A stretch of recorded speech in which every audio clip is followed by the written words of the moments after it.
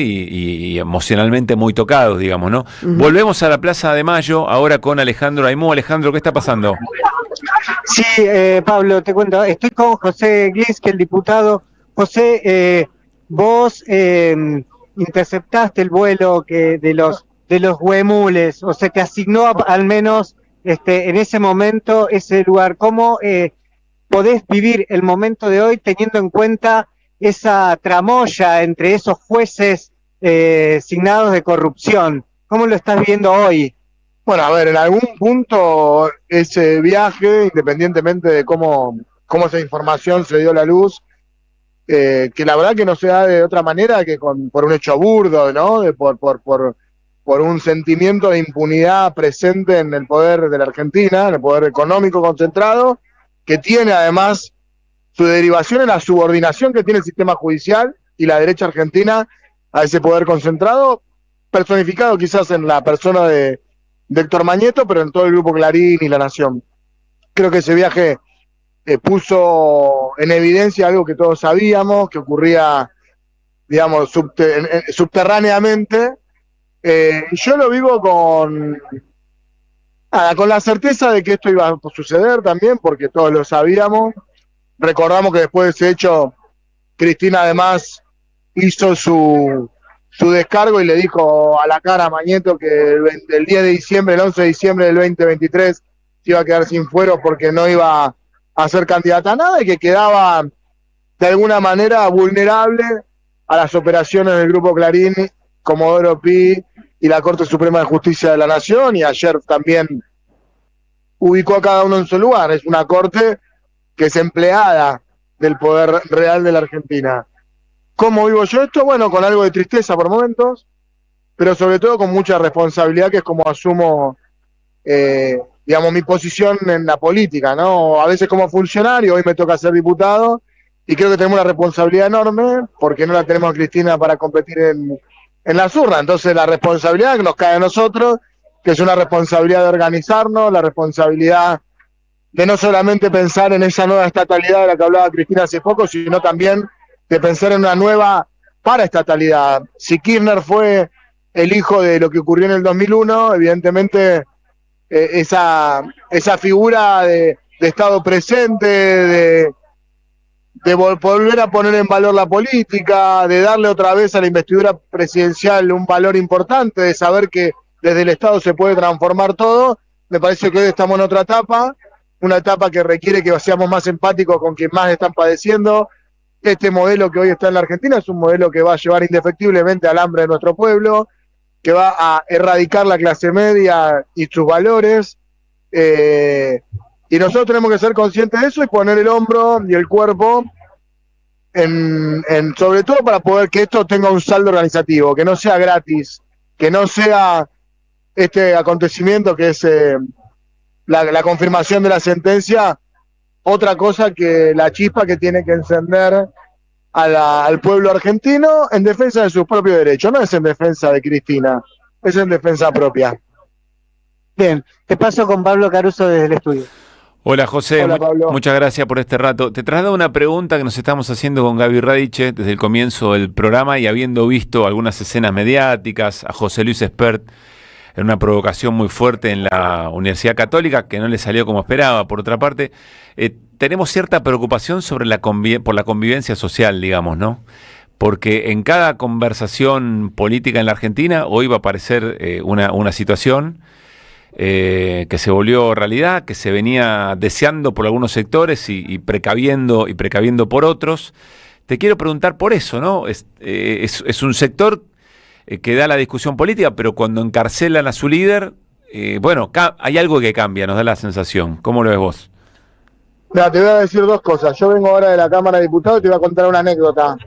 Estaba entrando a una reunión de comisión de legislación penal donde había un proyecto para aumento de penas para algunos delitos comunes como los motochorros y demás, en el cual nosotros ya habíamos tomado una posición que era exponer mínimamente nuestra posición, levantarnos e irnos porque nos parecía que era un tema menor. Caminando hacia ahí, me cruzo con una diputada libertaria que, riéndose, me dice: así que andan llorando por los rincones a su santa. Y yo tenía ganas de fajarla, te soy muy sincero. Entonces vos me preguntás por la violencia social y la convivencia, y hay un clima latente. Y además es algo que nosotros, por lo menos yo de lo personal y con algunos compañeros, venimos conversando desde ya la previa a la asunción de Javier Milei. La idea de que la violencia social y la violencia política es un componente de la vida de esta Argentina contemporánea, me parece que quedó sobre todo clavado y marcado en otro de los hechos que nos conmocionó y que de la cual yo también tuve, bueno, me tocó estar cerca, que fue el atentado contra Cristina. Claro. Nosotros hemos conversado esto en otro momento, me parece que ahí se terminó de abrir y reinaugurar otra vez una etapa de violencia política en nuestro país, y además con una actitud muy cómplice por parte de la derecha argentina y los medios de comunicación, que hicieron lo imposible para que ese hecho no se investigue como debía ser investigado, que era un hecho de terrorismo con un fin político.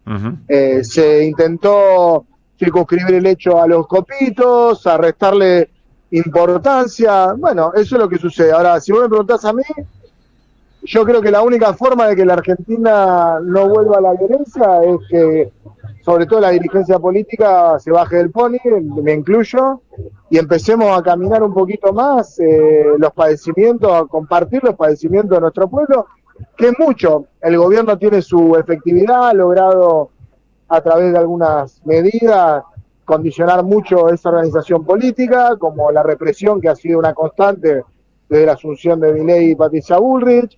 También algunas políticas públicas, como mejorar el poder adquisitivo de la UH o la tarjeta alimentaria, y son cosas que también, digamos, de alguna manera favorecen al oficialismo, en tanto que no generan descontento suficiente para movilizarnos. Y yo tengo el ejemplo de Chubut.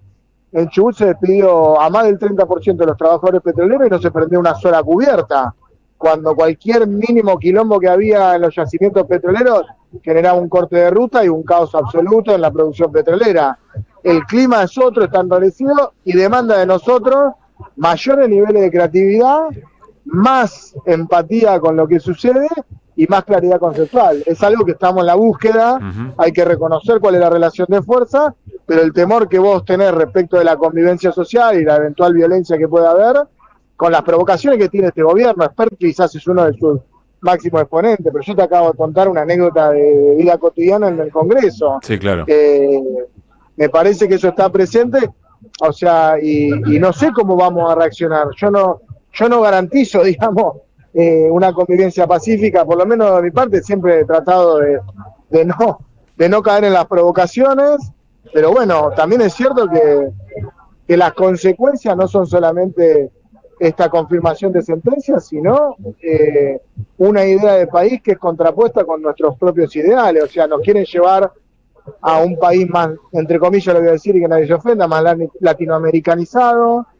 Nosotros desde el comienzo de la gestión de Milei hablamos de que ven un esquema similar al de Perú, con avasallamiento de un poder sobre el otro. Lo del fallo de la Corte es una muestra clara de que eso es así. Y bueno, va a demandar de muchísima altura de parte de los dirigentes y de un compromiso con el pueblo que quizá tenemos que reconstruir, ¿no? Es una tarea pendiente que tenemos tenemos la obligación de ponernos un poquito más los pantalones cortos para salir a caminar con la gente que padece. José, tenemos que cerrar, pero déjame hacerte una última pregunta. Dijiste, bueno, la dirigencia tiene que bajarse del pony. ¿Cómo se traduce eso de cara a las elecciones que vienen? Bueno, lo podemos ver de alguna forma. Creo que hay que priorizar lo que nosotros podemos conseguir en términos de saldo organizativo. Estas son elecciones legislativas donde cada una de las bancas que ponemos en juego son importantes. Yo entiendo que hay algo en tu pregunta que nos ubica, digamos, en la tensión que hay propia en el conurbano, en la provincia de Buenos Aires, respecto del armado de lista y la configuración electoral. Vos no sos representante de la provincia de Buenos Aires, pero de todas maneras tenés una lectura sobre eso, por supuesto, ¿no? No, bueno, digo, me parece que hay un poquito de eso, de que tenemos que pensar que nuestra mesa es cada vez más redonda, sobre todo si Cristina no está en la cancha, y además tenemos la responsabilidad los del interior de generar organización política y social con otro tipo de fortaleza. A ver, a mí que, si yo pienso en Chubut, y vuelvo a ese ejemplo, perdón que bueno, digo, el secretario general del gremio de petroleros es diputado nacional, ¿sí? Y llegó a la Cámara de Diputados de la mano de Patricia Bullrich. Bueno, digo, hay algo que nos tiene que conectar también con el sector de los trabajadores, con las organizaciones sociales de otra manera, mucho más horizontal, mucho más transversal, y hay que bajarse del pony y dejar de mirarse el ombligo, un poquito nada más, sin perder la irreverencia o la vehemencia que requiere la época, ¿no? Y la fortaleza, pero creo que yo veo algunos gestos de que distienden un poquito la atención, ojalá que eso se pueda convertir a una organización más potente de cara a lo electoral. José, déjame pedirte por favor tu descripción de esa imagen que capturaste de Charo Larraizgoitia tratando de retratar, como tantas otras veces, a Cristina, la fotógrafa de Cristina. ¿Podés describir esa escena que circula también? Es tremendo. Yo la miraba a ella mientras escuchaba a Cristina y me quedé con ella, no podía quitarle la mirada, sentí que su suspiro, que su forma de capturarla a Cristina en ese momento, qué sé yo, quedó obnubilado.